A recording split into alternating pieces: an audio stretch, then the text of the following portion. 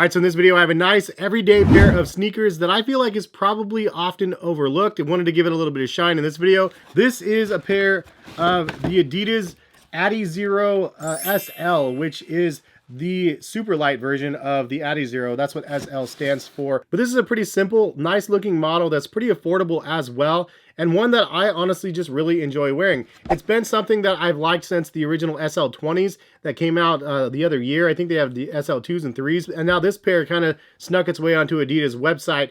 And I saw them on the website and actually reached out to Adidas and said, hey, can you send me these? Because I really do want to check these out and just kind of see how they are on feet, because I did really enjoy the previous pair and I haven't tried it in a couple of years. Happy to say that this is a nice affordable option for you guys to check out. And I wanted to give you guys kind of some pros and cons of the model. Some things I really like, some things I didn't like, but for the most part, I feel like this is a really overlooked pair. So let's go ahead and get into the video. So as I mentioned, these are the Adidas ADIZERO SL, and they are $120. This is a cloud white, lucid blue, lucid fuchsia colorway, which I actually really like. It says designed to help runners push their speeds every day through short or long training runs. Adidas ADIZERO SL is a fast daily training shoe, packed with key ingredients and design markers from our world record-breaking ADIZERO franchise. The midsole consists of a full-length, lightweight Lightstrike EVA chassis, which provides balance and stability, resilience, and cushioning. This combined with our world-renowned Lightstrike Pro foam and a fast-training upper made of super soft engineered mesh zoned in key areas. An overtly padded heel and tongue construction providing improved step-in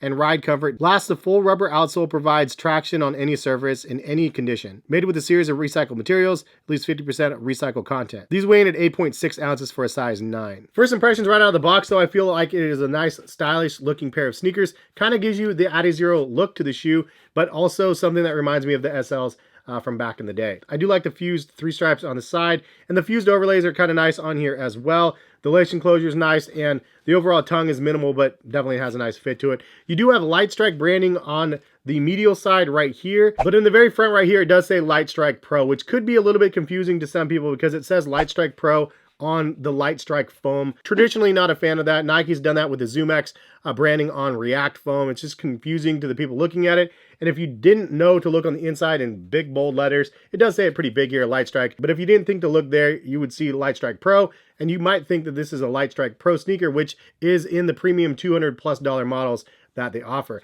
Now, this is my plea to Adidas. Please create a Lightstrike Pro model with a wide-bodied Lightstrike Pro model for the casual, maybe for like $180 price range to compete with the Invincible run from Nike. I feel like if Adidas did that, they would be crushing it because they definitely need a wider version of the Lightstrike Pro. It's incredible stuff.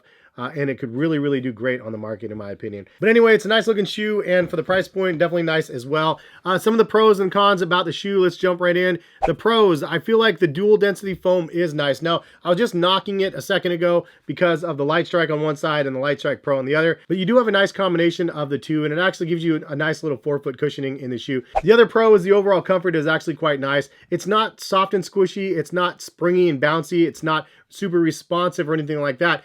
The Lightstrike to me reminds me of kind of like memory foam in a sense, where it's like a softer compression and a softer bounce back, but it takes longer to compress. But as you're walking around, it's actually really nice on feet. It's just something I can wear out and about and just go, that was nice. That was a pleasant experience. That's what I've done the last couple days. It's like you don't even notice it on your feet. You don't notice it being extra squishy. You don't notice it being extra firm. There's just a nice little medium that it is in the middle, and I really, really like it. And again, it kind of reminds me of the same feel of the SL20s from back in the day. The forefoot cushioning does feel a little bit better in these though. Another pro, it is pretty breathable in the toe box area. I was wearing these on the treadmill walking around in the garage and stuff, and I could feel the air coming through the front of the shoe. That was definitely a nice plus. Another thing to mention is a versatile daily runner for everyday use. And again, I think it's going to be slept on. It's going to be not the one that everybody goes to. But if you're looking for just a nice overall lightweight, comfortable pair of sneakers, these things are really, really good. And most importantly, they're just functional. You can put them on, wear them. They're not too soft and squishy. They're not too firm. It's a nice in-between. Also, I wanted to mention there's more traction on here than expected. So for 8.6 ounces, it's pretty light. They obviously went pretty heavy on the tread on the bottom. So it is kind of a bonus that you get a lot of extra tread on the bottom. For that $120 price point, it makes it a little bit heavier than what it could be, but it honestly is a nice balance because it makes it more functional. Also, the price point starting at $120 is great. I feel like this is one of those shoes that's going to go on sale eventually on Adidas website. When they do, I will be posting on Twitter and Instagram and stuff like that. So if you don't follow me over there on social, it is in the description of the video. But anytime I review a shoe, if it ends up going on sale later, I usually try to throw you guys out a heads up that they're on sale, because some people might be interested in the model, but not at 120, maybe at like 80 or 90 bucks. And when they do hit that price point, I'll definitely post it. Also worth noting, there's over 70 reviews on Adidas website on these sneakers that give this a 4.5 out of 5 stars. So very highly rated, but just everyday people out there, used for casual wear as well as for running. There's a lot of positive reviews, and I think that is a really important point. Also, the fit is true to size. So for those wondering, I got a 9.5. Does fit me fine. Segueing over to the console, I will say that the width of the shoe is a little bit too narrow. I do wish it was a little bit wider, especially in the heel. Also, for those people that really want a responsive pair of sneakers,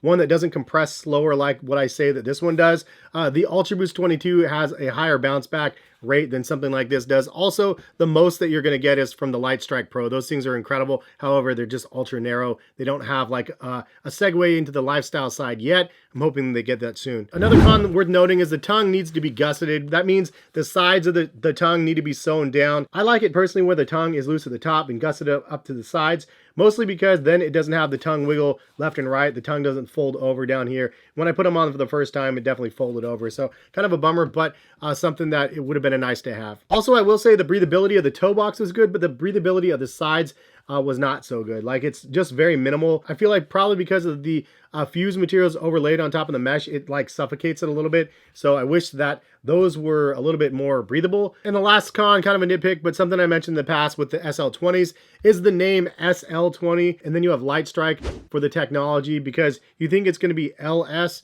20s for Lightstrike 20, but instead you have the SL that stands for super light instead of Lightstrike. So honestly, confusing to me. I'm probably one of those people that are dyslexic and have never been diagnosed, but it's confusing to me. I'm like, what is it, LS or SL?